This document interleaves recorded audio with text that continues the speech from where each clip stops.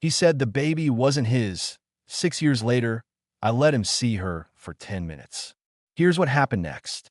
I didn't cry the day I found out I was pregnant. Not because I wasn't happy, but because I had cried so many times before after every failed test, every cold bathroom towel pressed against my back while I stared at a single pink line. I had given up crying and just waited. When the second line appeared, I sat frozen, gripping the counter like it might disappear if I moved. I took 4 more tests to be sure, booked a blood test at a walk-in clinic, and only when they called to confirm did I finally allow myself to believe it. I told Dean that night, expecting something, anything, a smile, a hug, a shocked laugh. Instead, he blinked at me like I just told him we were out of milk. He said, "Okay," and went back to flipping through a computer parts magazine like we weren't about to have a child after 5 years of trying. At first, I told myself it was just shock. People freeze up sometimes. We've seen it in movies, right? He was processing. That's what I told myself. Even as he barely looked at me. Even as I stood there waiting for some kind of delayed joy that never came. "You're in shock, right?" I asked, and he nodded once without looking up, muttered something about needing time. I left the room with my heart in my throat, unsure whether to scream or disappear. The silence after that night never quite lifted. He didn't ask me about appointments. He never touched my stomach. He didn't even ask how I was feeling. The most he did was nod when I told him I was nauseous, like I was reporting a shift in the weather. I mentioned it to my mom once, offhand, because I wasn't ready to admit it was bothering me. She waved it off with a soft voice, told me that men don't always bond with babies until they're born. My friend Loretta said maybe it was anxiety, maybe he was scared of losing the baby after what we'd been through. I clung to that idea, even when it didn't feel right. I mean, we lost 3 before this one. A miscarriage at 8 weeks, then another at 12, then a chemical right after that. He had been there for the ultrasounds that ended too soon, had held my hair when I sobbed into the toilet, had stood beside me in parking lots while I screamed at the sky. I thought he wanted this. I believe that we both did.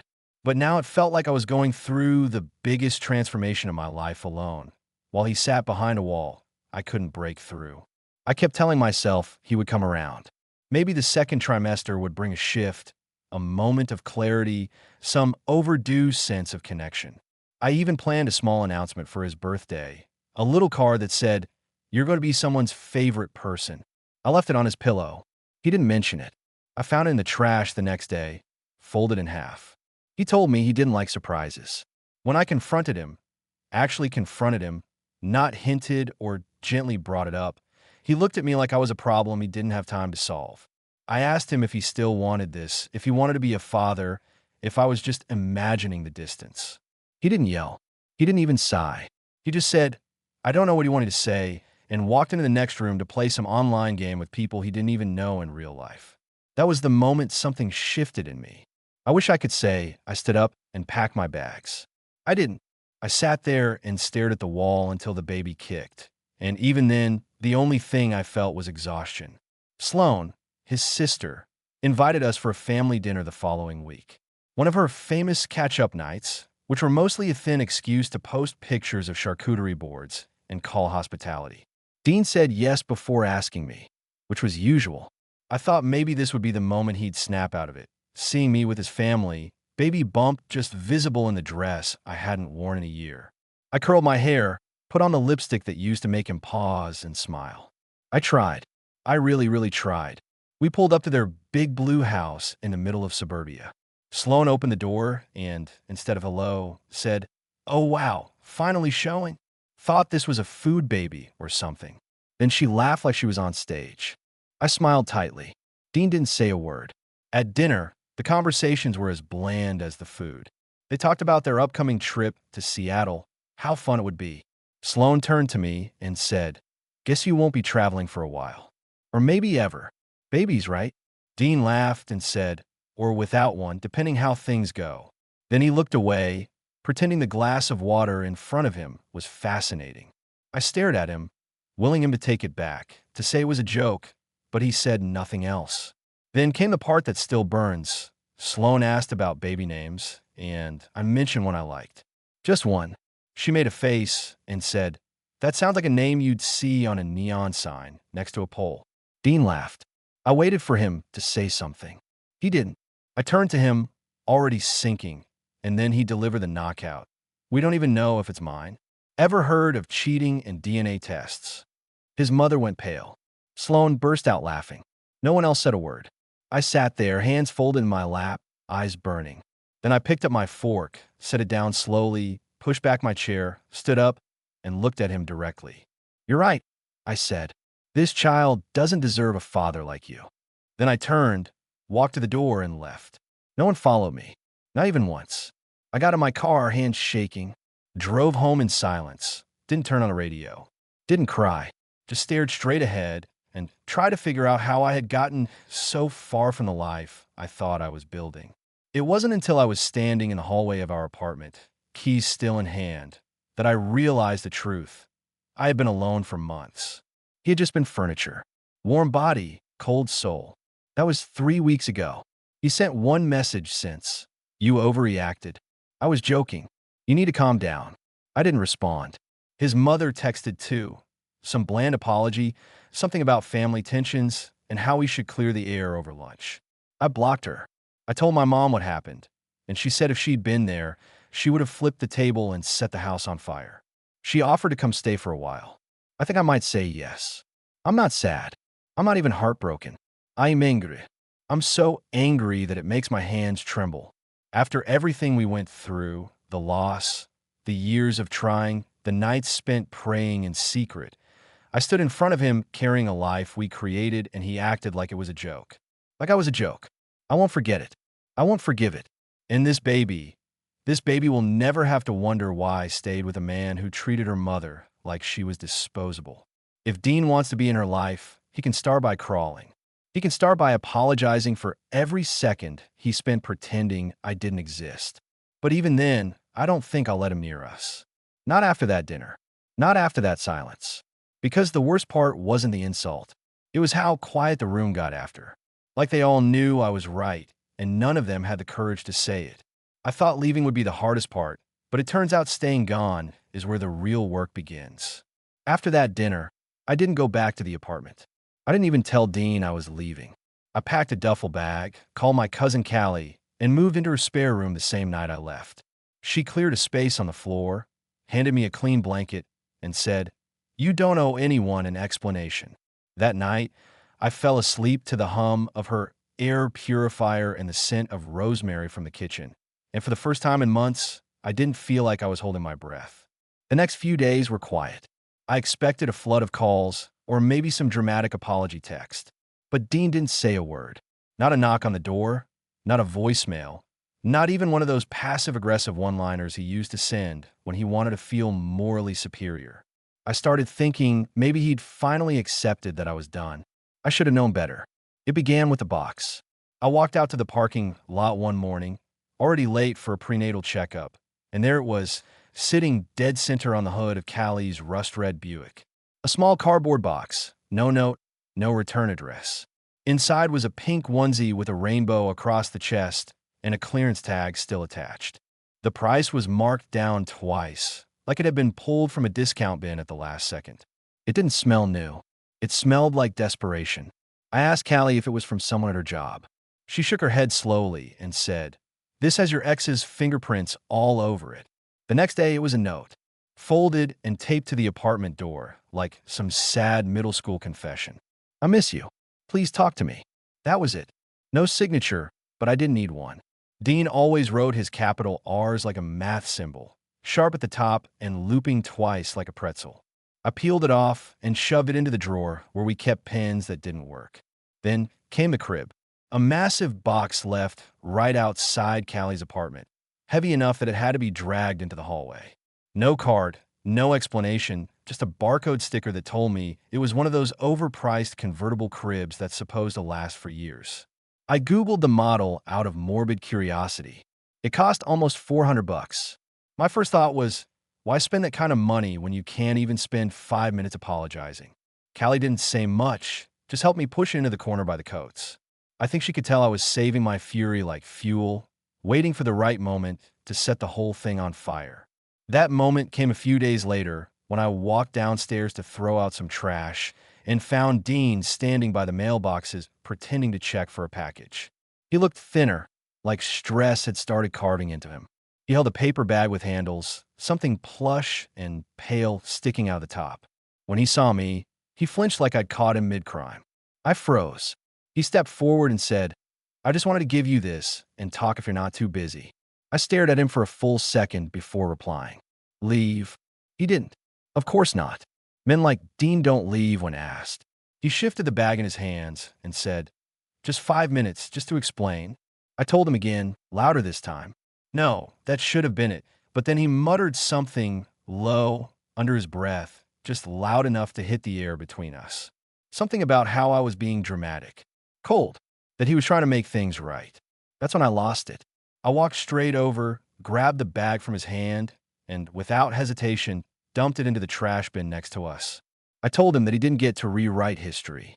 He didn't get to show up with overpriced baby furniture and expect me to forget the dinner where he humiliated me. I asked him point blank, which part did he think I was supposed to forgive? The DNA test comment or the part where he sat back while his sister mocked me like I wasn't even human? He said he was overwhelmed. He said he didn't mean it, that he was scared, that he thought I'd get over it eventually.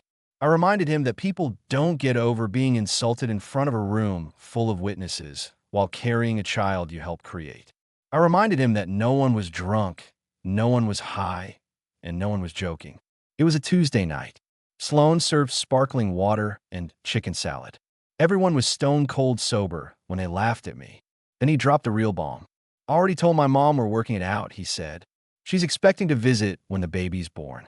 I just thought we could keep this private for now, so it's not a whole thing." I actually laughed. Not because it was funny, but because my jaw dropped so fast I thought it might fall off. I said, "You told your mother we're back together?" He nodded like it was reasonable, like that wasn't an absolutely unhinged thing to admit. I didn't plan it. My hand moved before my brain caught up. I slapped him, not hard, not angry, just sheer disbelief made physical. Then I turned around, walked back upstairs, locked the door behind me, and sat on the floor for 10 straight minutes, staring at a speck of lint like it held the meaning of life. It wasn't over. Of course it wasn't. A few days later, Loretta called me in the middle of a grocery run. Said she'd just run into Sloan at the local bookstore. Sloan had acted like everything was perfectly fine. Told Loretta she was excited for the baby. Said she was glad things were smoothing out. Glad Brandon had come around. That's when I understood what the onesie, the crib, the stuffed lamb had really been about. It wasn't about me. It wasn't even about the baby. It was about optics, about patching up his image before anyone had time to realize what kind of man he really was. Dean didn't want to fix anything. He just didn't want to look like the villain in his own story. So I did what I should have done the second that crib landed at our door. I packed it up, strapped the box into Callie's hatchback with 2 bungee cords and a vengeance I could taste, and I drove to Marla's house. Didn't call, didn't text, just showed up, knocked on the door, and waited with my hand still on the box. She opened the door and smiled like I'd come to deliver casserole. Said I looked well. I didn't answer. I asked if Dean was home. She said no, he was at work. I said, "Good," and then shoved the box through the doorway and said, "Just returning the lie your son sent me." She looked confused. She asked what I meant. I said, "Your son told you we were working it out. We're not. We won't be. And if you or he show up at the hospital or my apartment after this baby's born, I'll file a restraining order so fast it'll make your head spin." She said, soft like butter wouldn't melt in her mouth, "You're making this harder than it has to be." I laughed, right in her face. Because that's what people like her always say when women stop tolerating their mess. When we finally, firmly say no. We're too angry, too harsh, too much. But I wasn't making anything harder. I was just done playing along. Done protecting a man who wanted the title of father without doing a second of the work. Done pretending it was all a misunderstanding. It wasn't.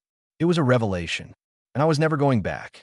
By the time I hit 8 months, I had fully adjusted to life without him, and honestly, it wasn't half as hard as people made it sound. My cousin Callie turned out to be the kind of ride or die you don't truly appreciate until you're pregnant and hormonal and cry into a plate of freezer waffles at 2 in the morning. She'd come home from 10-hour shift, see me barely holding it together, and immediately put on a movie or drag me out for a milkshake. We made it work. One mattress on the floor, one working air fryer, and a bathroom with a sink that only gave cold water, but it felt like freedom. No more quiet judgment. No more walking on emotional eggshells. No more worrying about whether the person I lived with even wanted to be a parent. I started tracking things on my own, talking to insurance reps, setting up pediatric appointments, and figuring out what forms I needed to file so I could leave his name off the birth certificate. It was like relearning how to walk after realizing the floor you were standing on was actually sinking sand. I didn't hear from him for a while after the crib incident. I thought maybe it had finally clicked that he was out of chances. Maybe he'd realized I wasn't bluffing. But then I started hearing things. Not directly from him. He knew better than to contact me. But from people around him or around me who still floated in that unfortunate overlap of mutual connections. One day, Loretta called me mid-lunch, chewing in her phone and talking so fast I could barely keep up. She said she'd just run into Sloan. Yes, that's Sloan, at some boutique consignment shop. Sloan apparently acted like nothing had ever happened. She smiled, talked about the baby, asked if I was registering anywhere, said she hoped we'd be a real family again soon. Loretta said she nearly choked on her gum. It wasn't just her. 2 days later, Callie's roommate, who works at a coffee shop downtown, told me she overheard Dean telling someone that I'd had a hormonal spiral and that he forgave me for lashing out. He said it with that same smug tone he used to use when explaining why the internet going out was my fault for streaming too much. He was painting himself as the calm one, the reasonable one, the forgiving father just waiting for his difficult baby mama to come around. That's when it hit me. The onesie, the crib, the bag with the stuffed animal. It wasn't about reconciliation. It wasn't about making amends. It was PR. He was managing his image like he was running for local office. If he couldn't control me, he could at least control how the story looked to everyone else. And if he had to lie to his mother to do it, or fake an entire redemption arc, so be it. I could have ignored it. I almost did. But then I started thinking about my daughter, still kicking, still growing, still real, and I knew I had to do more than walk away quietly. I needed the truth to exist somewhere beyond my head. So I took a photo. Nothing curated, nothing sweet. I was sitting on the floor of Callie's apartment, hair unwashed, sweatpants stained with soup, baby bumps stretching out a thrifted t-shirt. I held up a tiny onesie that said, "Raised by wolves and thriving," which Callie had given me as a joke. I posted it with a caption that said, "You said she was a mistake, but she's the only thing I've never doubted." That was it. I didn't tag anyone. Didn't say his name. I didn't need to. I knew Sloan still followed Callie. And I knew Sloan couldn't mind her own business if it came with a muzzle and a lock. Less than an hour later, I got a text from Dean. He said the post was unfair. Said I was turning people against him. Said I was alienating his daughter. His daughter. The same child he once publicly denied in front of a table full of family. I wrote back, "You alienated yourself when you made jokes about DNA tests. What exactly do you think you're coming back to?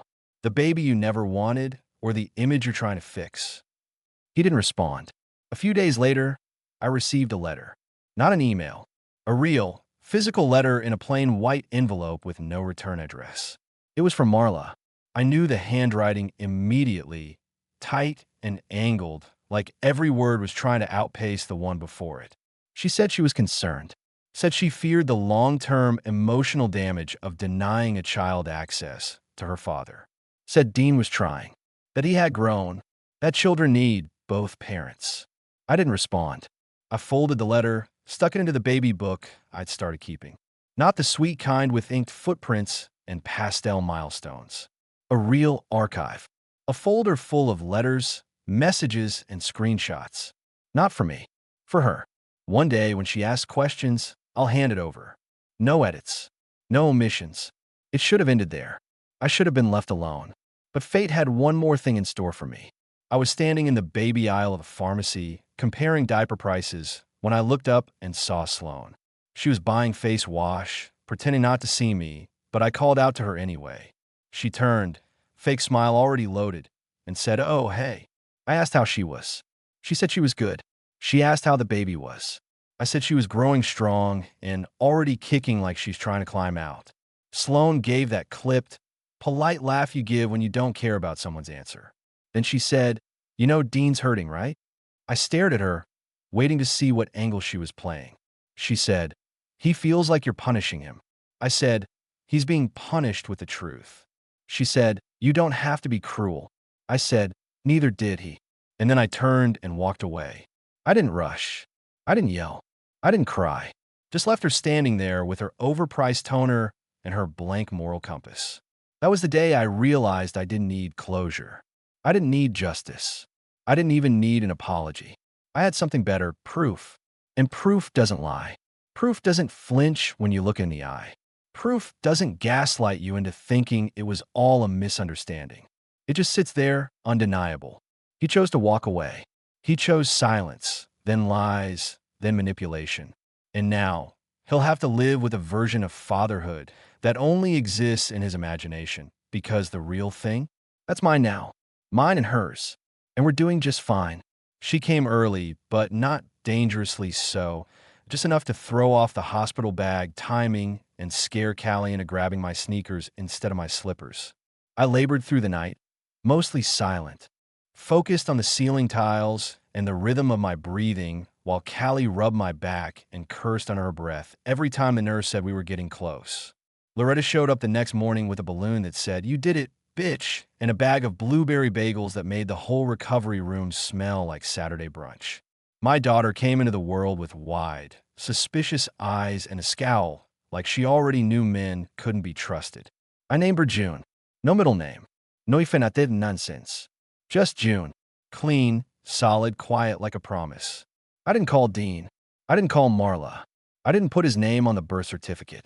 I didn't even tell the nurse that a father existed. And when one of the forms asked for partner information, I scratched a line through the whole section and wrote, "Not applicable." People said I was being harsh, that he had a right to know, that maybe he'd changed, that maybe seeing her would stir something in him. But those people weren't sitting at that dinner table, 6 months pregnant, being laughed at by strangers pretending to be family while the father of their child leaned back in his chair and said, "We don't even know if it's mine." They didn't know how cold that kind of silence felt. The newborn months passed in a fog of formula spills, interrupted sleep, and the terrifying joy of being the sole person responsible for a brand new human. I forgot what coffee tasted like without reheating it 3 times. My back hurt constantly.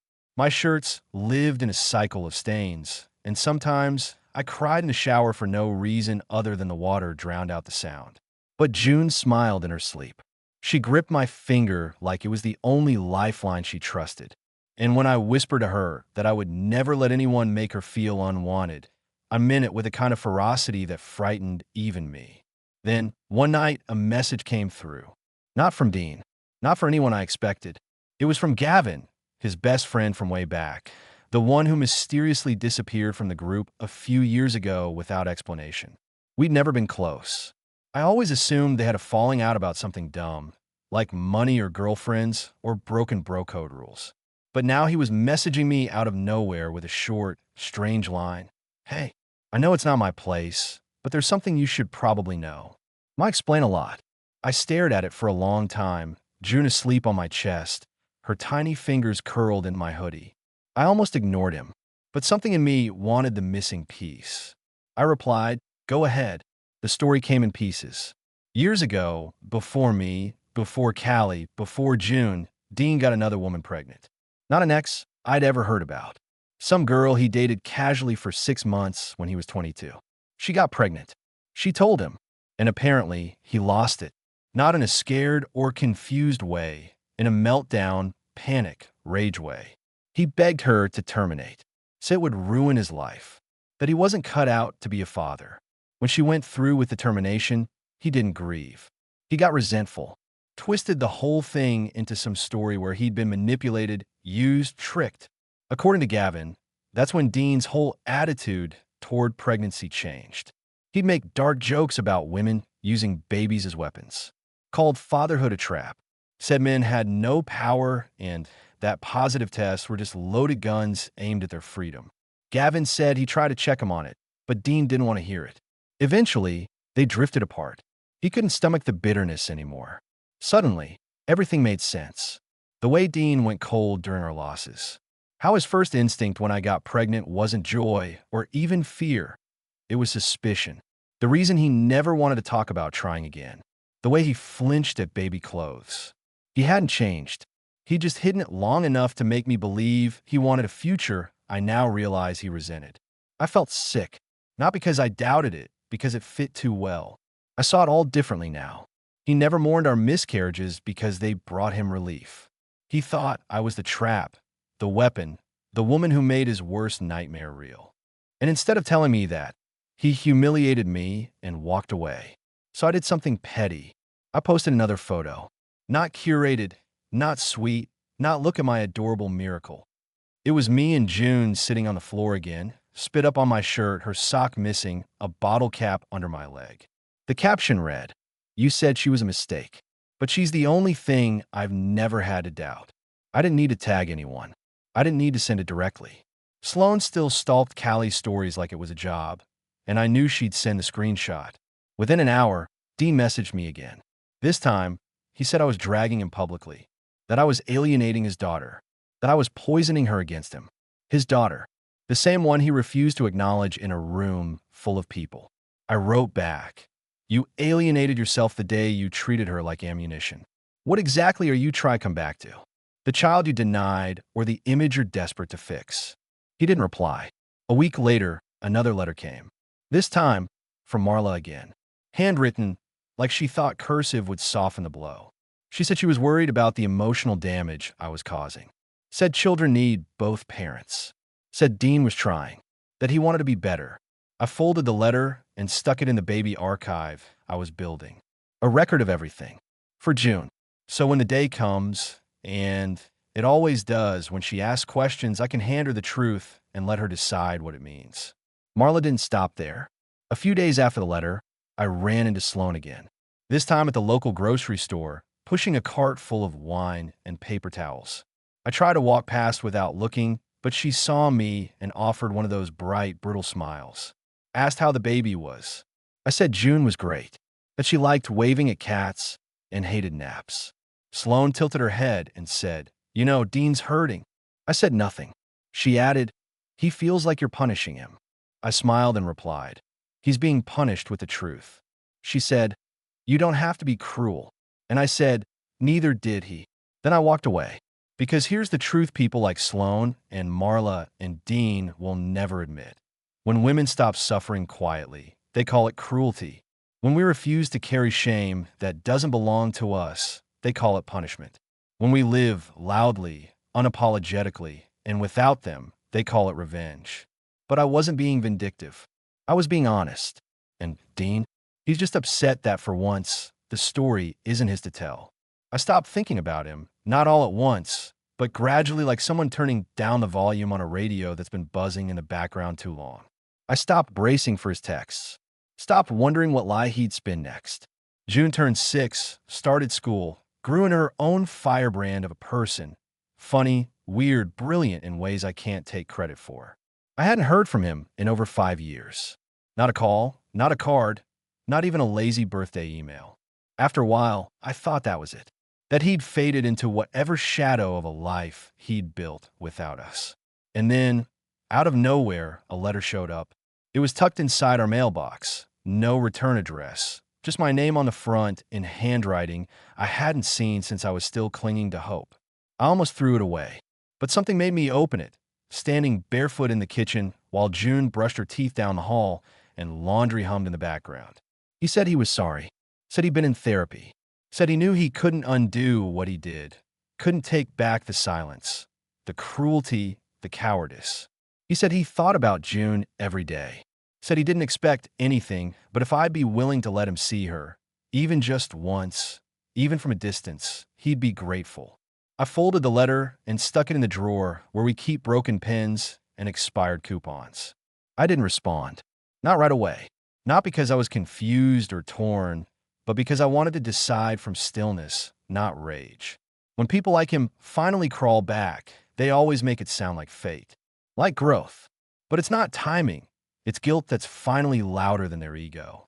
I didn't do it for him. I didn't even do it for me. I did it because I wanted him to see what he missed, what he threw away like it would be waiting forever. I pulled out an old flip phone I barely use, one that isn't tied to anything else, and sent one text. Saturday, 3 p.m. Willow Bench at Lakeside Park. You sit. You don't approach. You don't speak to her. 10 minutes. He replied an hour later. Thank you. I'll be there. I didn't answer. June didn't know anything about it. I just told her we were going to the park. She threw on her purple hoodie, grabbed a half-squished snack bar, and asked if we could get ice cream after. We arrived 10 minutes early. She ran ahead, balancing along the edge of the path like it was a tightrope. I saw him before she did, sitting alone on the bench under the big willow tree, hunched forward like his body didn't know how to be casual anymore. He looked older, but not in the way time makes you wise. More like time made him small. He was thinner, paler, clothes slightly wrinkled like he hadn't figured out laundry without help. I walked slow, not just to give her space, but because I wanted him to feel the weight of every second. He looked up and saw her before he saw me, and his mouth parted slightly like she knocked the air out of him. She was busy chasing a ladybug, completely unaware. I stopped a few feet away, arms crossed. He stood like he was about to speak, but I shook my head and said, "No, you listen." His hands dropped to his sides. I said, "You don't get to rewrite this." I reminded him of what he said, how he laughed, how he sat silently while his sister tore me apart, how he looked away when I asked for help. I told him June didn't miss a father. She never had one to miss. She came running back to me just then, holding a rock shaped like a heart and shouting about how it was going to be her new pet. She smiled at him, just a quick, polite wave the way she would to a stranger. I looked at him one last time and said, "You've seen her now. That's more than you earned. Don't contact us again." Then we walked away. He didn't follow. He didn't call out. He just sat back down, hands gripping the bench like he might slide off the earth. I don't know what he expected. That she'd look at him and feel something? That I'd smile and say it's never too late? He missed everything. Her first word, first step, the night she had a fever and clung to me like I was the moon. He missed birthday cakes made out of pancakes, inside jokes, Band-Aids on invisible cuts, and bedtime songs that only work if you sing them off-key. You don't get that time back. You don't get to ask for a peek when you refuse to be present. And you don't get to show up when the work is done and ask for a seat at the table you never helped build. I don't feel sorry for him. I don't hate him either. There's just nothing left. Nothing warm. Nothing worth salvaging. He gave us nothing. And that's exactly what he gets in return. June didn't ask who he was. She didn't seem curious. When we got in the car, she talked about her rock like it was alive and asked if we could name it after a planet. I told her sure. That night, while she slept with her pet tucked in an old jewelry box, I sat on the couch and let the silence settle. It didn't feel heavy anymore. It felt earned. He saw her. That's all he'll ever have. And it's more than he deserved.